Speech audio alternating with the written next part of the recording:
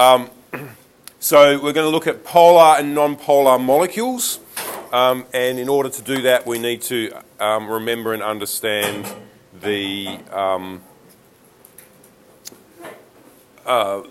polar and non-polar bonds.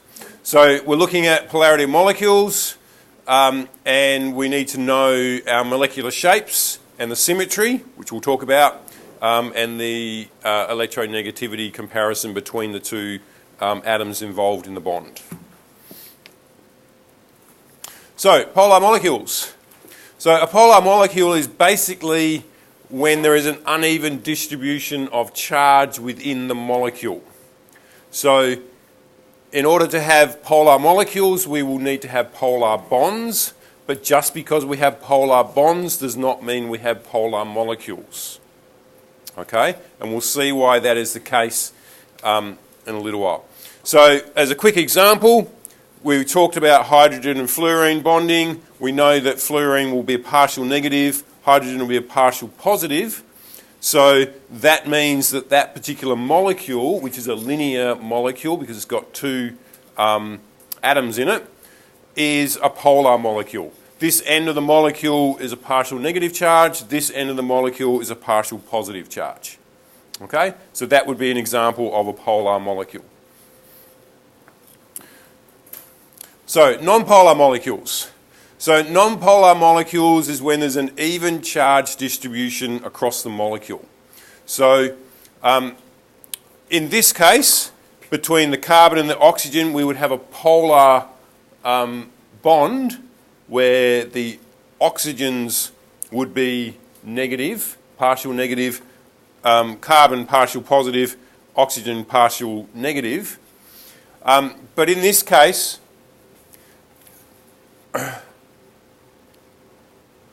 there you end up with negative at this end and negative at this end, so there's no, that would be a non-polar molecule because it's not a dipole with a positive at one end and a negative at the other end. So overall, that would still be a non-polar molecule. So even though in this case we've got polar bonds, the molecule is non-polar.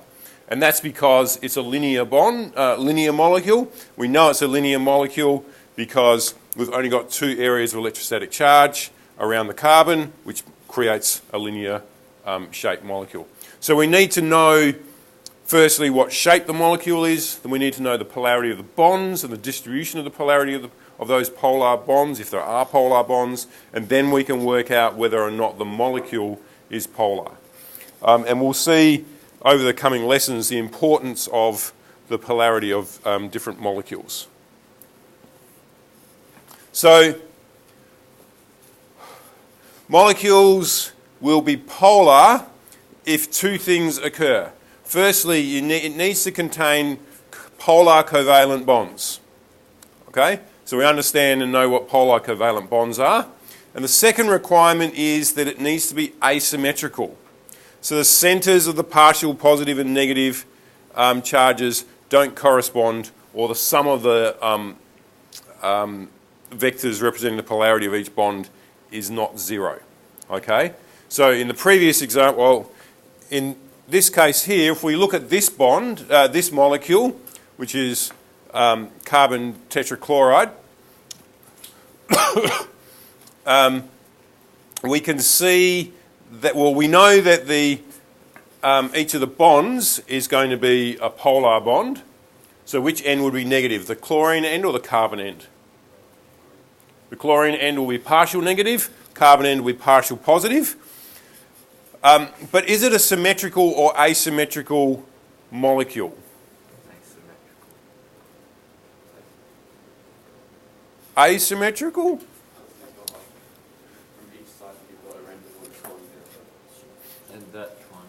If we draw a plane through here, then that would be symmetrical. So if we draw a plane through any of the bonds, any two pairs of bonds, then the other sides will be symmetrical. So one through here, or one through there will produce symmetrical. So these are all equidistant apart. We know that because carbon has got 4 areas of electrostatic charge, and these areas are trying to, the bonds are trying to repel each other in equal amount. So they're all equal distance apart, which means that all 4 of these are equal distance apart. So the negatives are all around the outside and the positives on the inside. So it's not polar. So that would be a non-polar. Yep. Yeah. Do those triangles have any significance? Like, why is one wavy line? Why is solid black? That's representing that that one's going into the board. So this one is behind. This one is in front. This one's on the same plane. This one's on the same plane. So it's just trying to represent in 3 dimensions that that is a tetrahedral shape. So it's not symmetrical. Oh, well, it would be symmetrical within the 3D plane. Yeah. Okay. That makes more sense, because I was thinking, like, if those triangles had significance within, whether it would be, like, symmetrical. Yeah, well, they're trying to represent where the bond, where that atom is in 3D space. Yep. You have to do some visualization. Yes, Okay. which is why we used the models the other day to try and to build them in 3D, and I can grab a model kit out for you later if you like. Yep. So if you've got 3 bond dipoles facing down and just one going up, how would that, how's that like? How does it create equilibrium? How does it cancel out if you've got 3 going down and one going up? So you need to think of it in terms of if we have our central atom and we've got one here, one at the back and one there, you can draw a vector in terms of, so if we draw from negative to positive, then in negative, so this is a partial positive charge, this is a partial negative charge, partial negative, partial negative, partial negative. So they all have vectors from, I'm drawing them from negative to positive.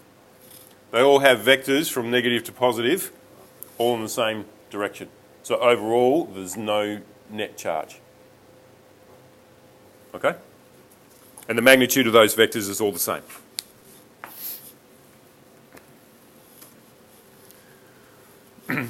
So carbon tetrachloride has polar bonds, so we know that they've got polar bonds. It's tetrahedral shape with a central carbon, so the dipole in each of the carbon chloride bonds points to the chlorine atom, so other way from what I've drawn, but so the dipole points there, so those negative regions cancel each other out due to the symmetry of the molecule, which means overall there's no net dipole. And we've got a, I'll give you an opportunity in a little while to use a PhET simulation which looks at the polarity of molecules, and you can play around by changing the angles and electronegativities and things of the molecules to get a better understanding of it. So in this case, we have a non-polar molecule. So what you're really looking for is a imbalance between the negatives and the positives. So if we look at water, for example, again, we know the geometry of water is a V shape. It's a planar V, or a bent molecule, and got an angle of 104.45 degrees.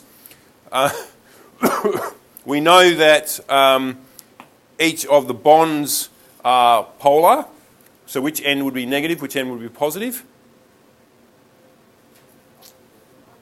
Oxygen would be negative because oxygen has a higher electronegativity than hydrogen. So we would have a partial negative, partial positive, partial positive. So we can see in this V-shaped molecule, we've got negative at one end, positive at the other end. So that would be a polar molecule.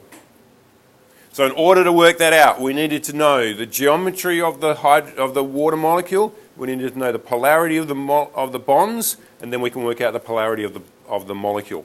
And we will see in the next few lessons that the polarity of the molecule determines a lot about the intermolecular forces that occur for the different compounds. All right, so question for you. Which ones of those